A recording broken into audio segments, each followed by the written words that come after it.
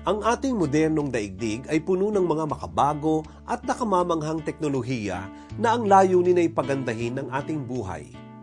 Subalit minsan, ito ay nagdudulot ng pagod, panghihina at pagbagsak ng ating kalusugan. Ito ang naranasan ni Ginoong Ronald Costales, isang computer engineer, makaraang magtrabaho ng 20 taon sa isang telecommunications company. Nakakapagod ang dati kong buhay sa isang malaking kumpanya at kulang ang oras ko sa aking pamilya. Bilang head ng 3 departamento ay napaka-unhealthy ng aking nature ng trabaho.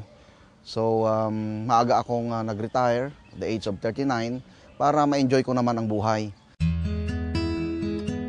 Isang pagbabagong nais din niyang ibahagi sa iba. Sinimulan niyang magsaka sa lupain ng kanyang pamilya. Di naglaon ay nawili siya sa pagsasaka at sa kalikasan. Unti-unti napaganda niya ang kanyang bukid. 2 years na ma-acquire namin yung farm, ito ay naging vacation farm. So para sa pamilya. Ang pag-develop sa farm ay tuloy-tuloy. Nung una ay hobby lamang ito at ang aming mga produce ay kinakain ng pamilya. So ayaw ko namang pakainin sila ng may lason. Dahil sa naging masaya at maganda ang karanasan ng kanyang mga kamag-anak at kaibigan, iminungkahi nilang buksan ang farm o taniman sa publiko.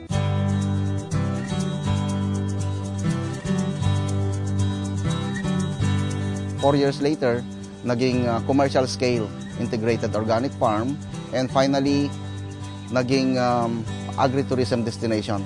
The very first agritourism destination sa Pilipinas. Dito na umusbong ang ilang makabuluhang proyekto na nagmula sa isang simpleng aliwan. Pinili natin ang organic dahil dito ay lumalaki ang kita ng isang magsasaka. Dahil siya na mismo ang gagawa ng kanyang sariling pataba.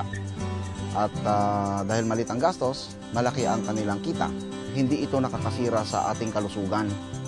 Dahil hindi tayo gagamit ng mga kemikal at hindi nakakasira sa kalikasan.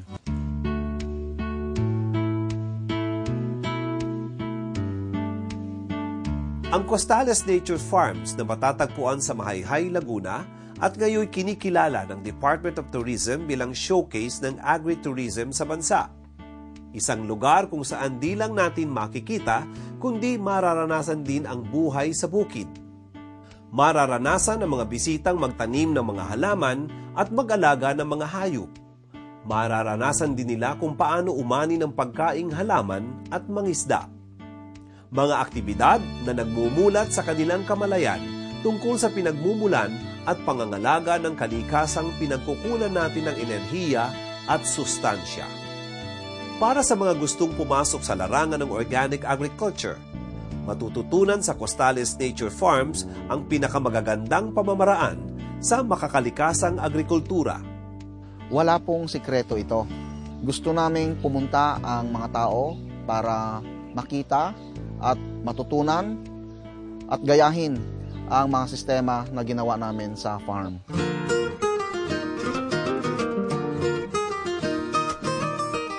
Mapag-aaralan din dito ang zero waste farming, kung saan ang dumi ng mga hayop at mga bahagi ng halaman na karaniwang itinatapon ay ginagawang pataba o fertilizer.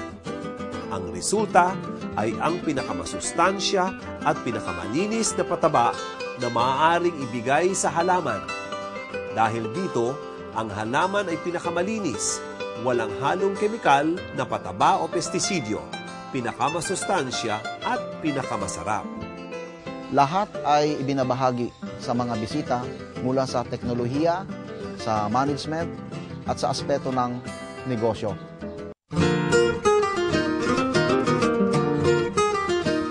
Bukod sa zero waste farming, maaari ring matutunan sa Costales Nature Farms ang organic piggery na hindi gumagamit ng anumang kemikal, pampalaki, bakuna at commercial feeds. Ang pagkain ay ginagawa mula sa mga likas na sangkap mula sa loob at labas ng bukid. Ang resulta ay mga baboy na walang amoy at napakamalasa ng laman. Tampok din dito ang organic poultry na kabibilangan ng mga manok at Peking duck na malayang namumuhay sa malaking lugar kung saan sila'y kumakain ng mga damo at insekto at naaarawan. Makikita din ang organic fishery kung saan ang red at black tilapia, hito, Japanese curd at cream dory ay pinararami at pinalalaki sa mga fish pond gamit ang mga pagkaing walang synthetic hormones at antibiotic. Subalit hindi lang kagandahan ng kalikasan at kalusugang dulot ng organic agricultural products ang ipinapakita sa Costales Nature Farms. Itinuturo din sa mga bisita ang potensyal at mga oportunidad sa organic farming. Sa ngayon ay napakalaki ang opportunity sa organic farming. Unang-una, kakaunti pa lamang ang nagtatanim ng organikong pamamaraan. Sa pangkalahatan, tayo ay nasa 5% pa lamang sa agriculture industry. So ang ibig sabihin nito ay seller's market. Ano ang ibig sabihin nito? Mas mataas ang demand kesa ang supply. Maraming tao na ang tumatangkilik sa organic produce dahil sa tumataas na bilang ng mga tao na nagkakasakit dahil sa chemical na kanilang nakukuha sa kanilang kinakain.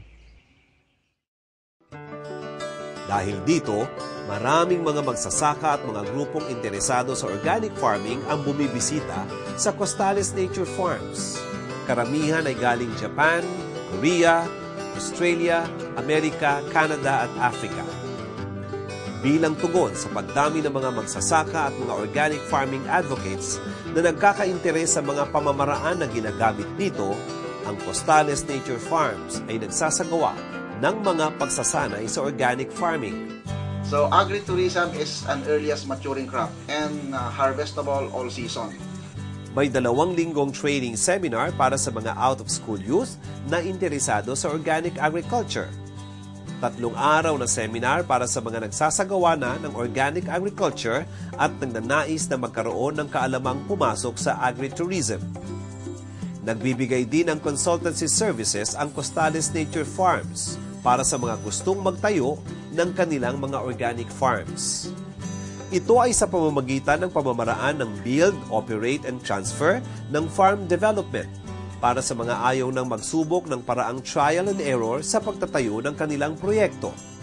Ang Build, Operate, and Transfer Consultancy ay tatagal ng 3 hanggang 6 na buwan, kung saan magkakaroon ng pagsasanay ng mga tauhan at pagsasalin sa operasyon ng sakahan. Kabilang sa turnkey farm setup ang isa o alinmang kombinasyon ng farm commodities tulad ng crop production, free-range poultry, organic piggery, vermiculture at farm tourism setup. Upang lubos na maisulong ang mga programang ito, ang Costales Nature Farms ay naging partner ng Agricultural Training Institute o ATI at kinikilala ngayon bilang una at tanging private extension service provider for organic agriculture nitong 2014. Itinalaga din ito ng Department of Agriculture sa Region 4 ang Costales Nature Farms bilang Techno Demo Farm at kinikilala ng TESDA bilang isang Learning and Assessment Center for Organic Agriculture Production.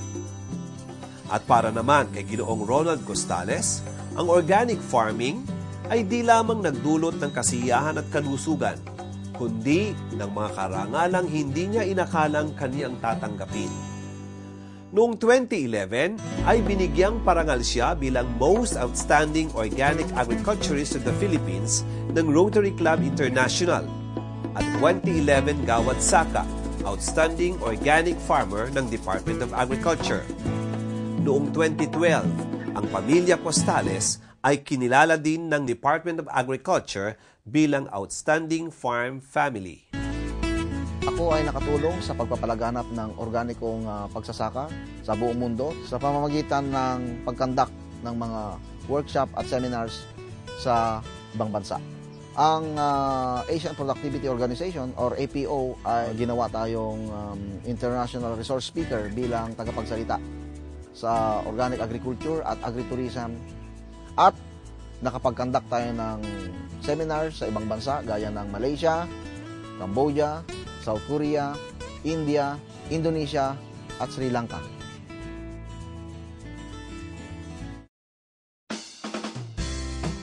Upang malasap ng mga bisita ang kakaibang bunga ng organic agriculture, Ang lahat ng pagkaing inihahain sa package tour ng Costales Nature Farms ay organic at galing mismo dito.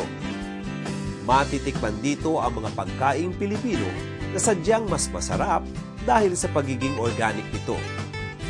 At dahil 3 oras ang biyahe papunta dito mula sa Maynila, ang mga bisita ay maaaring matulog sa mga kubong matatagpuan sa gitna ng kalikasan. Ang mga bisita ay ipinapasyal din sa mga malalapit na tourist destinations tulad ng Mahayhay Falls, ang Kamay ni Jesus sa Lukban, ang mga tindahan ng tsinelas sa Liliw at ang underground cemetery sa Nagcarlan. Ang vision ng Costales Nature Farms ay maging pangunahing agritourism destination sa buong Pilipinas na nagpo-promote ng wellness, sustainability, environment-friendly farm practices, at customer-centric services na mag-iiwan ng masayang karanasan sa lahat ng mga bisita.